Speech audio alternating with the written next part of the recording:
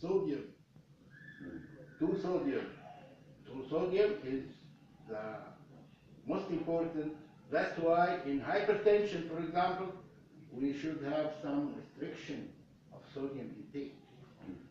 This is the relationship of sodium to, and also if the osmolarity will increase if the blood urea nitrogen is very high or the glucose is very high in diabetes, juvenile diabetes or insulin dependent type, because it will increase the osmolarity. So the blood in diabetic ketoacidosis with increased glucose will be high due to the glucose here. It will be hyperosmolar. It will attract fluids. So there is dilutional hyponatremia in this case. So these are the important things about when we are going to treat, for example, hyponatremia with convulsions. If the hyponatremia is symptomatic,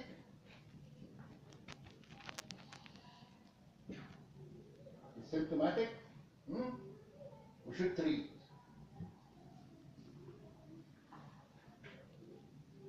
So we don't treat hyponatremia per se. We don't treat hyponatremia as low sodium per se. If it is symptomatic, okay?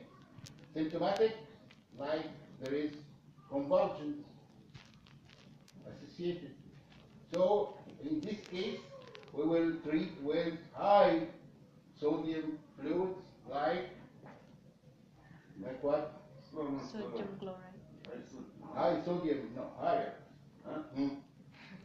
High sodium. It's hyponatremia, not isonatremia. What do you have for high sodium? For low sodium, we need to treat hyponatremia. We'll give high sodium, not saline, not normal saline. Something more than normal saline. With more sodium. It's called 3%. NaCl. Not normal saline, 3% saline or sodium chloride. NaCl nga, di ba? Oo. NaCl, yes. The yellow one. The yellow one. Mapuhen. Okay, but this is the treatment of symptomatic hyponatremia. There is convulsion due to hyponatremia, should treat hyponatremia. But treatment should be slow. No more than 4 ml of this per kg per 24 hours.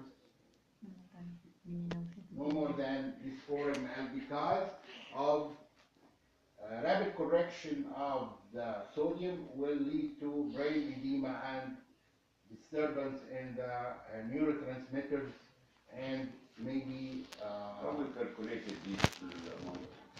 4 ml of Only 3% saline, 4 ml per kg per 24 hours. like this. Huh? Like So to reach sodium of 125 milliequivalent before, milliequivalent per liter. We have the normal 135 to 150. But before the normal, this level is usually asymptomatic hyponatremia. To transfer the symptomatic hyponatremia into 125 milliequivalent sodium, which is asymptomatic. It's still hyponatremia, but don't rapidly correct. There is some sort of on-time damage will occur in the brain because of rapid correction.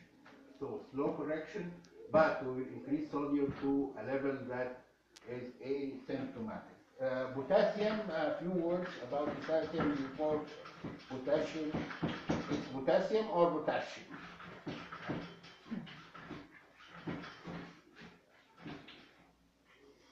As you said, it's intracellular طب احنا كنا time.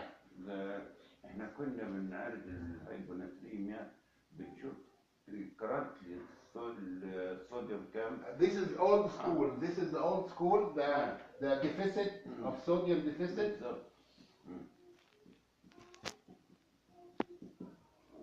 And you multiply by 0.6 of body weight.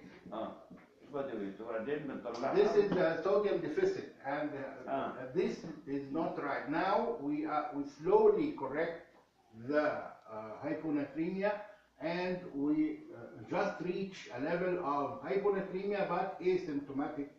This is the target, to reach asymptomatic hyponatremia. What about potassium? Potassium is intracellular. The control of potassium is through the enzyme we talk about in exchange for sodium. When sodium comes in, potassium goes out. Okay? This is what happened in the renal, because the renal adjustment of the potassium is important. We have in the renal, we have here is it clear? This is the renal unit or nephron. It contains the glomerular tuft here, which is abundance of capillaries in a capsule called Bowman's capsule here. Through this filtration of all the elements of the blood, filterable elements of the blood, cells do not pass, but the other elements of the blood, including albumin, including amino acids, glucose, etc., can pass, and all the cations and anions can pass to the proximal convoluted tubules. And here, from this, at the end of the at the turn of the proximal convoluted tubules, there is a loop of Henle. This loop of Henle on which the furosemide, the Lasix works here on the loop of Henle. So Lasix is called the loop diuretic. Loop. This is the loop of Henle. Here, this loop. It works Lasix. Then this is the ascending limb of the proximal convoluted tubule, then the distal convoluted tubule, then the collecting tubules, collecting from different nephrons. They collect like here from different nephrons. And there is resorption of sodium chloride, secretion of potassium and hydrogen ions, and adjustment of the pH through this nephron, through the kidney. So the kidney adjusts the potassium level to keep it from, in the blood here, from 3.5 to 5.5. It's very low, milliequivalent per liter. It's a very low level, but this is sufficient to have the effect of potassium. Because if potassium will increase, as we said before, like cell lysis, increase intake, deficiency in the antidiuretic hormone, as we said, but aldosterone is the correcting enzyme, aldosterone from suprarenal gland, aldosterone or aldosterone. It will lead to increased sodium at the expense of, yes, excretion. So reabsorption of sodium by aldosterone from the collecting tubule. It works on the collecting tubule, reabsorbs sodium and loss of potassium.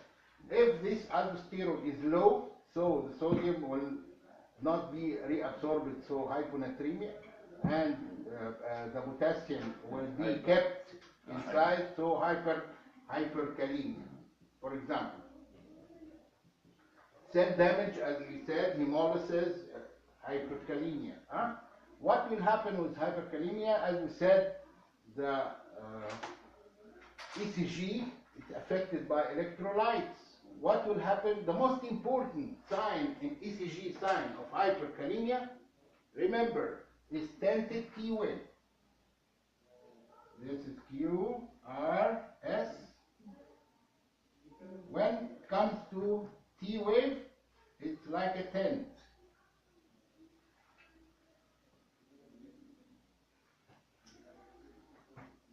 This is hyperkalemia.